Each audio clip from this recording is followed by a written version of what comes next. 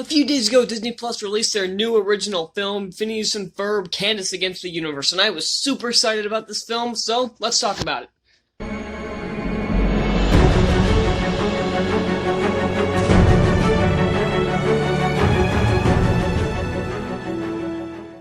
Candace Against the Universe takes place before the last days of summer, which was the final episode of the TV show, and I was super looking forward to this film. It's about Candace being abducted by aliens and Phineas and Ferb having to rescue her. And she also gets kidnapped with Vanessa. Oh, sorry, my camera. My camera's not exactly in a sturdy spot right now, so it kind of slipped. And that happened in the intro too, so sorry about that. I was super looking forward to this movie because I'm a huge Phineas and Ferb fan because I grew up watching the show. I still watch the show, and the original movie, Across the Second Dimension, was great. I love it.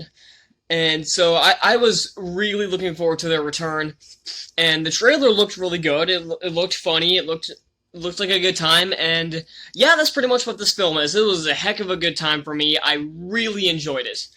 Most of the voice cast returns for this, with the one sad exception of Thomas Brody Sangster did not return to voice Ferb, which I kind of expected, but I was kind of hoping he would come back to voice him one more time.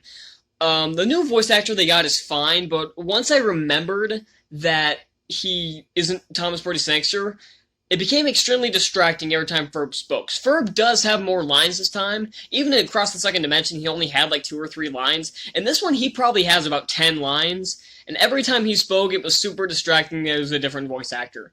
But everybody else is the same. Vincent Martell is still Phineas. Ashley Tisdale still Vanessa. Dan Pavamir still voices Doofenshmirtz, who also was one of the creators of the show, if you don't know.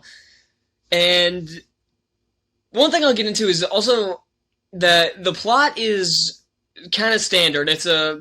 It's Candace and Vanessa get abducted by aliens, and Phineas and Ferb have to go after it. It's a pretty straightforward plot, but what it does with this plot is actually pretty clever, as these aliens need Candace in particular for something. Well, sort of. I'm not gonna get into spoilers here, because I highly recommend you guys go check it out. Yeah, I obviously recommend this. And what they do with this concept is actually really funny. But the one downside to this film is Candace, because she is super obnoxious here. She's constantly complaining about, oh, I'm not special, everybody loves Phineas and Ferb, no one cares about me. Maybe if you didn't spend your entire time trying to bust your brothers and actually, like, hang out with your friends instead of having this stupid obsession over getting your brothers in trouble. And you know what, she said it's Phineas and Ferb's fault. Well, maybe if you weren't trying to get them in trouble, maybe they'd care more. And maybe anybody else would care more. So, yeah, I didn't particularly care for Candace in this movie, though the voice acting was fine. That's probably the only thing that brought it down even a notch, was that I didn't care for who's essentially supposed to be one of our main characters. And normally Candace is fine. She's never been my favorite character to begin with, but I was expecting something better out of this, and that didn't really work. The rest of the characters are fine. They're really funny. Doofenshmirtz is awesome in this movie. I really like Doofenshmirtz because he has this running joke about adulting, and that don't take that wrong way. That doesn't mean what you think it means. And there are a lot of really good running jokes in this. And there are a ton of good fourth wall jokes. There was one in particular where they go through like some sort of like force, like some shield or something, or maybe it was like, I don't remember what it was. They went through like some shields, and they start de-evolving, and what they do, because they're hand-drawn animation, they devolve back into just a black and white drawing that's moving, and then back to actual storyboards, and then it pulls all the way back to Dan Pavamir and Jeff Marsh, who create the show, and they're standing around a bunch of the storyboards. That was a brilliant joke. I loved that. I laughed so freaking hard at that. And the animation style is, it's basically just a high-budget version of the show, which I'm totally okay with. I really like the animation, and it serves this movie really well. It's really quick. It allows the jokes to move pretty fast, and overall it's pretty good. The climax of this film was okay. It didn't make a whole lot of sense, but overall it was a decent climax for a kids movie. And what's that? Sorry, thought I saw something.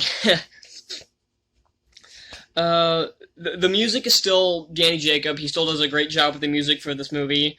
There are a few songs that are okay. The Phineas and Ferb has never been like top tier song, except for maybe a few that are really, really good. And most of them happen in either like the hour long specials or some of the most really important episodes. This one has okay songs, I guess. They're not the greatest that Phineas and Ferb's ever had, but they're certainly not bad. I enjoy them. Uh, there's not really much else to say about this movie.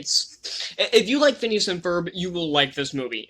Whatever your thoughts on Phineas and Ferb, you will probably have the exact same reaction to this. If you don't like Phineas and Ferb, I can kind of understand you not liking this film. But if you really love Phineas and Ferb and you cannot wait to see this movie, I really recommend you check it out. I had a blast with this movie. It's not perfect because, again, Candace really drags it down for me. But overall, I had a super fun time. I'm giving Phineas and Ferb, Candace Against the Universe, an A.